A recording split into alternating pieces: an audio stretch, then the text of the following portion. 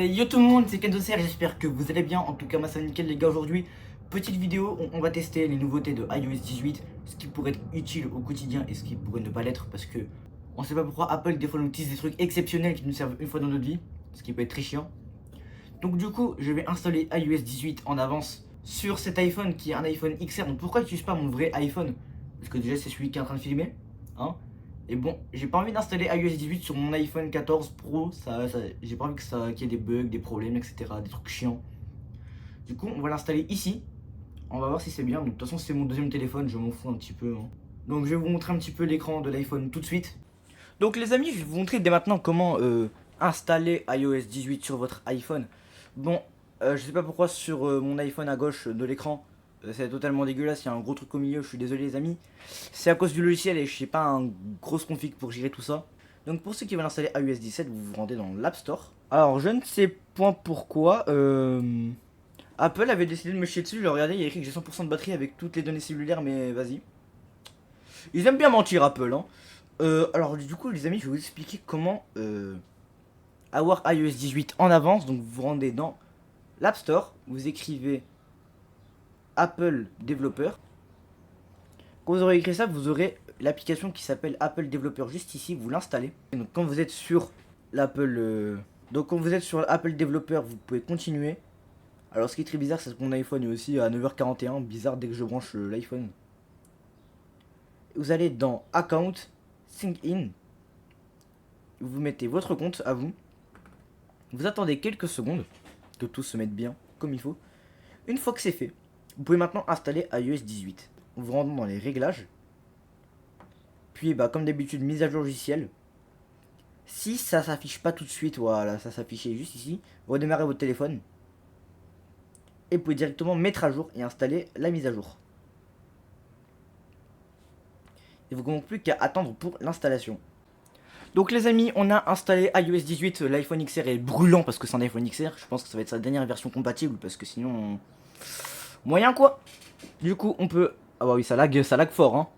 Alors vraiment voilà, vous voyez pas mon mot de passe. Ok. Donc déjà le téléphone lag sa mère. On va dire vas-y si tu veux. Désolé aussi pour la qualité, j'utilise un logiciel tierce de merde, Ivecam. Ça bug de fou.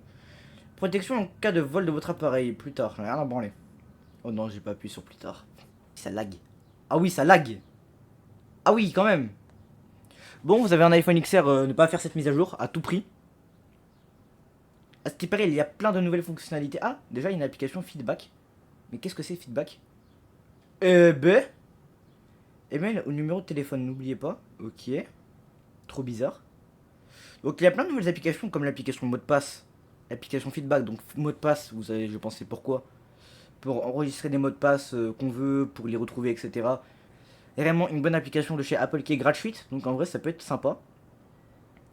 Donc oui, ça lag un petit peu parce que j'utilise un iPhone XR, mais sinon c'est très sympa en vrai. Suppression récente, etc. Je pense que ça peut être un bon logiciel. Donc moi, ce qui m'intéresse, c'est le plus important. Déjà, l'application mot de passe, ça peut être quelque chose de très important. Donc je kiffe. On va passer un petit peu à la personnalisation, car ce qui paraît, c'est une des grandes forces de iOS 18, comme un truc que j'ai énormément kiffé moi. Je vais vous montrer ça tout de suite. C'est exceptionnel. Pour ceux qui veulent le faire, vous vous rendez dans Réglages, Accessibilité. Si mon iPhone veut bien aller. Oula. Alors oui, ça lag vraiment beaucoup. Alors est-ce qu'il est là sur les iPhone X? Je ne sais pas. Ok, donc c'est pas sur les anciens iPhones. Je savais pas. Car en fait les amis, il y a une nouvelle option maintenant sur iOS 18, c'est on peut contrôler l'iPhone avec ses yeux, donc c'est une option incroyable à ce qui paraît. Donc ouais, il y est pas sur les iPhone X, il y a contrôle vocal, au pire du pire, mais vas-y c'est gaze un petit peu. Donc je vais devoir utiliser mon iPhone principal pour vous montrer à quoi ça ressemble. Donc vous allez voir ça tout de suite. Donc les amis, on a changé d'iPhone, donc maintenant je suis sur l'iPhone XR pour tout vous montrer, j'espère que la batterie va pas se décharger trop vite. Donc les amis, je dois utiliser mon vrai iPhone, enfin mon iPhone principal du coup, pour faire la vidéo. J'ai installé iOS 18 dessus. Donc les amis, on va tester ça tout de suite. Donc du coup, on peut se faire plaisir un petit peu sur la personnalisation. Donc regardez, on peut mettre ce qui est bien, les icônes un petit peu là où on veut. Par exemple la WhatsApp, je veux le mettre là, je le mets là. C'est pas comme avant où tout devait être regroupé, ce qui était assez chiant parce que ça casse les couilles. Donc là tu peux vraiment mettre là, du coup là tu peux vraiment mettre les icônes où tu veux, donc ce qui est assez pratique.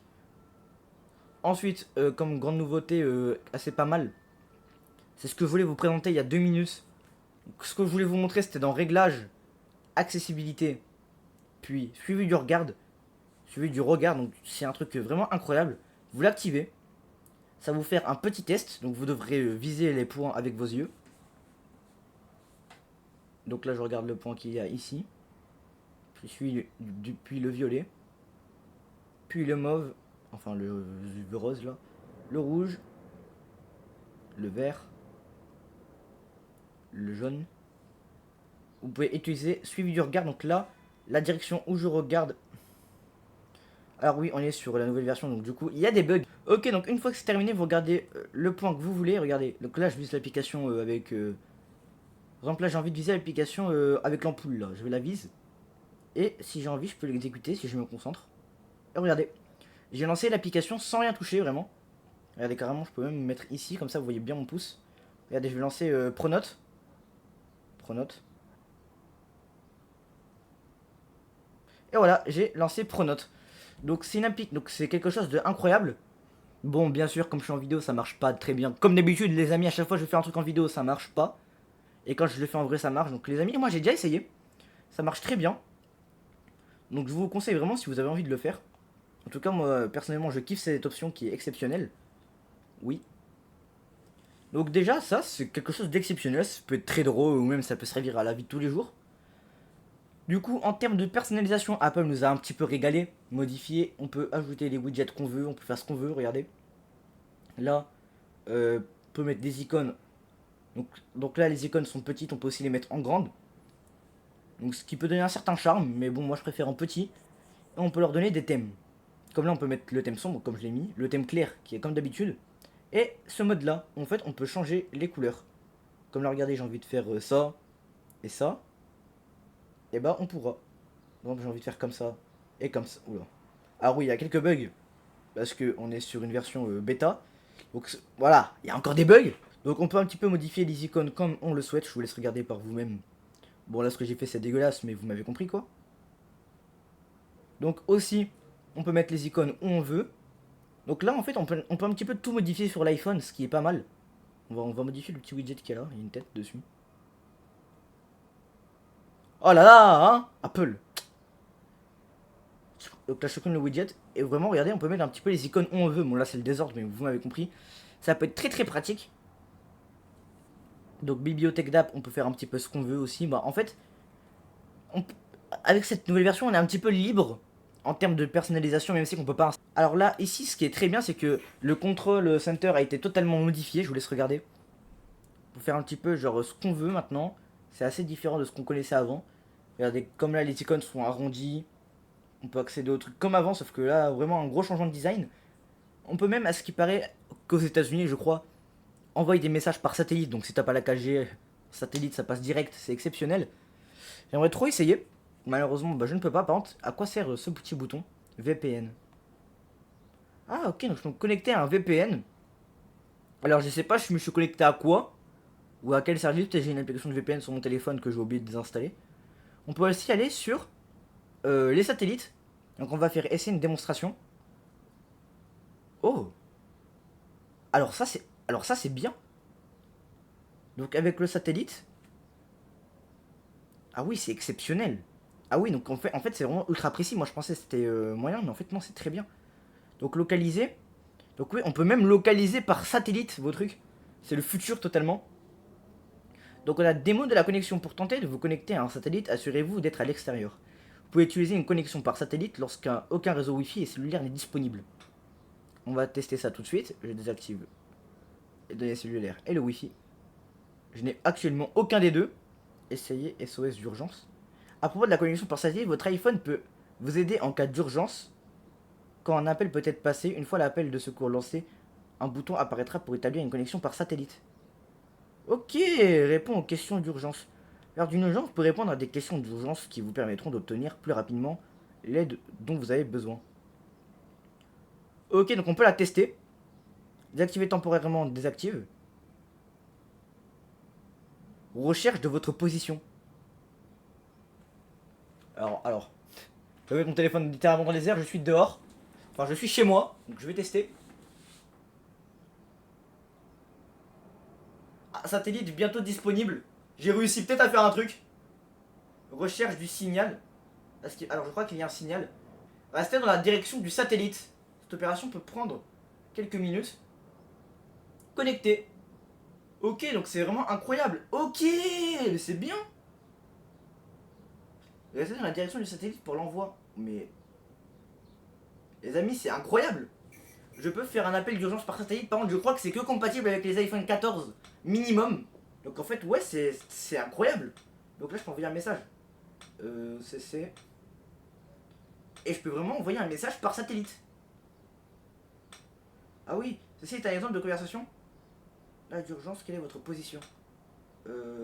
Autoroute 204. Attends, je vais essayer. Ah oui, du coup, je dois écrire en diagonale parce que je suis très loin. Autoroute. Bon, j'ai mal. Ok, donc c'est vraiment bien. Ah, connexion faible. Comment je fais? Mais je dois faire un 360 flip avec mon téléphone. Ok, donc en fait, c'est... je vous rapproche un petit peu. Fin de la démonstration. Donc en fait, ouais, c'est vraiment très bien. Je suis assez surpris du résultat. Donc en fait, ouais, ça marche vraiment correctement, quoi. Comme si je voulais me connecter à un vrai satellite parce que je suis en danger, quoi. Je trouve ça incroyable. Donc, avec cette version, on peut un petit peu tout modifier. De toute manière, Apple s'est déjà fait taper sur les doigts avec la Commission Européenne pour le port USB-C, etc. Donc c'est plutôt bien. On peut aussi maintenant, par exemple, vous voulez pas que vos parents accèdent à une application privée. Par exemple, là, c'est l'application de ma banque. Par exemple, je sais pas, attendez, je vais chercher l'application de ma banque. Où es-tu? Ici, par exemple, vous voyez, ça, c'est l'application de ma banque. Je veux pas que mes parents y accèdent. Reste appuyé et je peux faire requiert Face ID. Donc, requiert Face ID. Et maintenant, regardez, si j'ai envie, par exemple, j'étais à mon téléphone. Tiens, mes parents veulent accéder à mon application. Ils auront besoin de ma gueule. Ils auront besoin de ma gueule, voilà. Donc ils ont besoin de mon crâne pour accéder à Pixpay. Ou même, je sais pas, par exemple, FC Mobile, discussion WhatsApp, ce que vous voulez.